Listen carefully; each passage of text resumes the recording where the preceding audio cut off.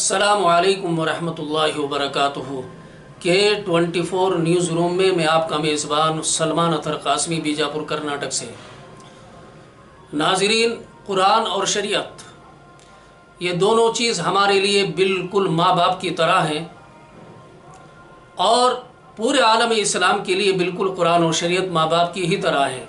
अभी कुछ दिन पहले जमीयत उलमा हिंद के सदर मौलाना महमूद मदनी साहब ने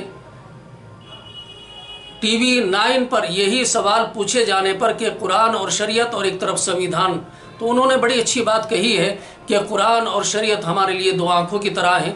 रही मुल्क का मामला, मुल्क और संविधान से हर मुसलमान भारत में बसने वाला पक्की और सच्ची मोहब्बत रखता है और हम संविधान के ऊपर पूरा भरोसा करते हैं, यकीन करते हैं।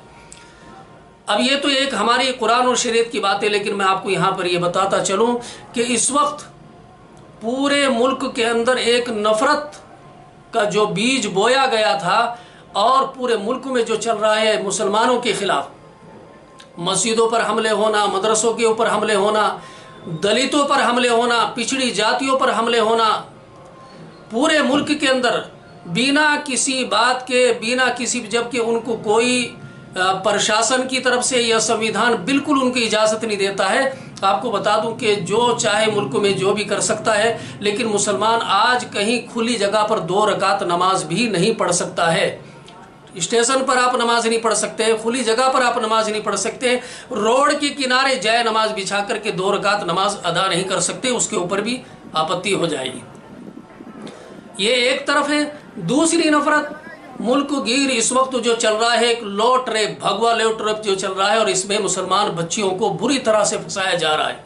कितनी बच्चियों की लिस्ट ऐसी हमारे सामने आई है, रिपोर्ट आई है कि उनसे झांसा देकर के शादी की गई और इसके बाद उनको मौत के घाट उतार दिया गया है। ज़रूरी है कि मुसलमान चीज़ों पर, इन हालात पर गौर करें।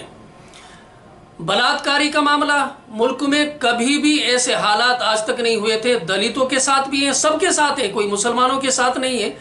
रेप का मामला, बलात्कारी का मामला ऐसा हो चुका है, बिल्किस बानों से लगा करके 15 अगस्त के दिन जिस तरह से उनको रिहा करके फूल मालाओं से उनका इस्तकबाल किया गया, इसके बाद आप देखिए कि बलात्कारी जैसा ही रिहा होकर के बाहर आते हैं, उनको केक खिलाया जाता है, उनका सम्मान किया जाता है।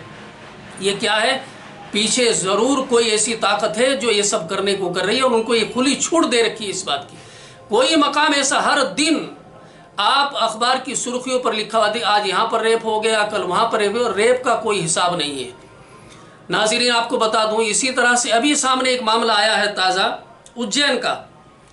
बताइए, इससे बड़ी कोई शर्मनाक घटना हो सकती है? उज्जैन में शरे राह बिल्कुल रोड के किनारे फुटपाथ पर एक दरिंदा उज्जैन के अंदर फुटपाथ के ऊपर दिन में बिल्कुल दोपहर के अंदर बलात्कार कर रहा है और दूसरा तमाशगीन खड़ा होकर के वीडियो बना रहा है। इससे बड़ी कोई इंसानियत शर्मसार हो सकती है? आप अंदाजा लगाइए।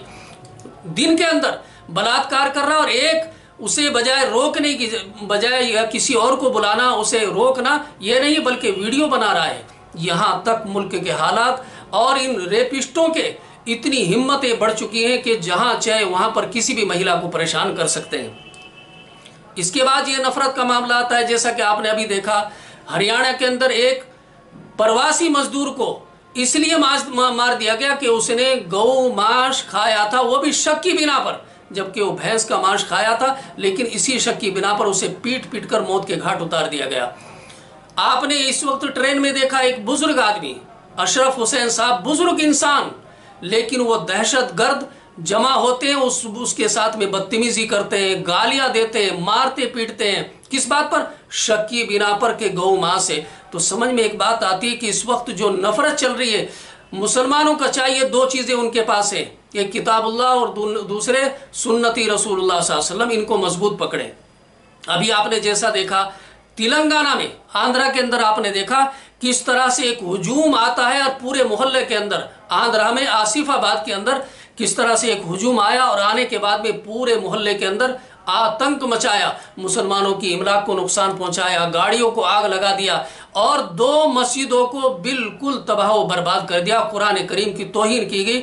इन सब पर आप देखेंगे تو صرف یہی دل کہتا ہے اللہ آج ہمارے ملک کے اندر کیسے حالات پیدا ہو رہے ہیں، جبکہ ایک گلستہ ایسا ہے، اس میں ہندو مسلم سکھ عیسائی سب پیار و محبت سے رہتے ہیں اور آگے بھی رہیں گے، لیکن نفرت بونے والی جو طاقت ہے، اس لیے ضروری ہے کہ ان حالات پر ابھی جو ہمارے سامنے مسلمانوں کو ضروری ہے کہ تنہا کہیں سفر نہ کریں۔ ٹوپی اور داڑھی اس وقت ایک ایسی بن چکی ہے کہ جن کے دلوں میں نفرت بوئی گئی ہے، وہ اگر کسی ٹوپی اور داڑھی والے مسلمان کو دیکھتے ہیں تو ان کا خون کھول جاتا ہے، یعنی کس طرح سے مسلمان کو مار دیں، پھاڑ دیں، چیر دیں، یہ ان کے دل کے اندر ہے۔ تو مسلمان ان چیزوں پہ تھوڑا سا احتیاط برتیں، اپنے آپ کو سمجھے کہ اس وقت ماحول کیسا چل رہا ہے۔ میں آپ کو دکھانا چاہتا ہوں کہ اس وقت تلنگانہ میں آصف آباد کے اندر کس طرح سے آتنک مچایا گیا، مساجدوں کے اندر، محلے کے اندر، آپ خود اپنی آنکھوں سے دیکھیے گا۔